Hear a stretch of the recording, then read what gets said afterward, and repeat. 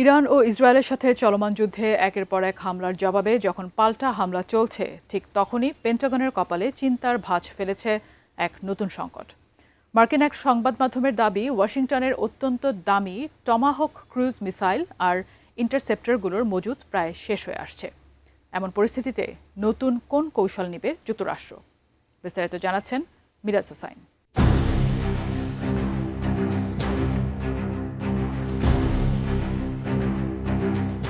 ইরানের সঙ্গে যুদ্ধের 4 সপ্তাহে মার্কিন সামরিক শক্তির ভিত নড়বড় হওয়ার খবর সামনে আসছে। ওয়াশিংটনের গোপন নথি বলছে, এই অল্প সময়ই ইরানের বিভিন্ন লক্ষ্যবস্তুতে 850টিরও বেশি টমাহক ক্রুজ মিসাইল ছুড়েছে যুক্তরাষ্ট্র।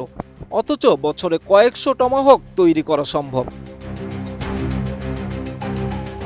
মার্কিন কর্মকর্তাদের মতে, মধ্যপ্রাচ্যে এই নিখুঁত নিশানার অস্ত্রের মজুদ উদ্বেগজনকভাবে কম, যা ওয়াশিংটনের জন্য এক মহা বিপদ সংকেত। 1000 মাইলেরও বেশি দূরে আঘাত হানতে সক্ষম এই টমাহক মিসাইলই ছিল মার্কিন বাহিনীর প্রধান ভরসা।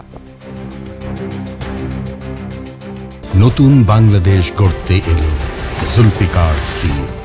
জুলফিকার স্টিল, ইস্পাত দৃঢ় অঙ্গীকার।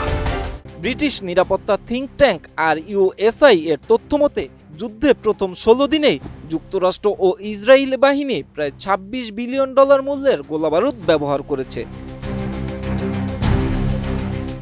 চলমান যুদ্ধে এ পর্যন্ত ব্যবহৃত টমাহক মিসাইলের অভাব পূরণ করতেই ওয়াশিংটনের সময় লেগে যাবে অন্তত 5 বছর। পরিস্থিতি সামাল দিতে মার্কিন যুদ্ধ সচিব পিট হেগসেথ এখন হন্যি হয়ে অস্ত্র উৎপাদনকারী প্রতিষ্ঠানগুলোকে তাগিদ দিচ্ছেন। যুদ্ধের ভয়াবহতায় এ পর্যন্ত ইরানে প্রায় 2000 মানুষ প্রাণ হারিয়েছেন এবং আহত হয়েছেন অন্তত 20,000। শুরুর দিকে সর্বোচ্চ নেতা আলী খামেনিকে হত্যা করেও ইরান সরকারকে পুরোপুরি কুপকাত করতে পারেনি ইসরায়েল ও যুক্তরাষ্ট্র। উল্টো ইরানের পাল্টা হামলায় পারস্য উপসাগরীয় অঞ্চলে সৃষ্টি হয়েছে চরম বিশৃঙ্খলা। আকাশপথের দাপট দেখিয়েও তেহরানকে টলাতে পারেনি যুক্তরাষ্ট্র। একদিকে কূটনৈতিক টেবিলে চলছে অদ্ভুত নাটক। প্রেসিডেন্ট ডোনাল্ড ট্রাম্প পাকিস্তানের মধ্যস্থতায় আলোচনার কথা বললেও তেহরান তা সরাসরি নাকচ করে দিয়েছে। এমনকি ট্রাম্পের দেয়া 15 দফা প্রস্তাবকেও পাত্তা দিচ্ছে না ইরান। একদিকে অস্ত্রের ভয়াবহ সংকট, অন্যদিকে কূটনীতিতে অচল অবস্থা। সব মিলিয়ে মার্কিন প্রশাসন এখন নিজেদের তৈরি করা গোলকধাঁধায় আটকা পড়েছে।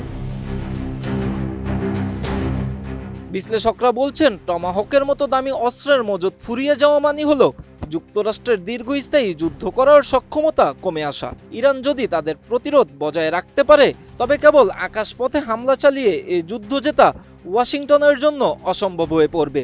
মধ্যপ্রাচ্যের এই রণক্ষেত্রে ফুরিয়ে আসা মানে মার্কিন সমরাস্ত্র শেষ পর্যন্ত কোন চরম পরিণতির দিকে নিয়ে যায়, বিশ্ব এখন সেই হিসাব মেলাতেই ব্যস্ত। মিরাজ হোসাইন, এটিএন নিউজ।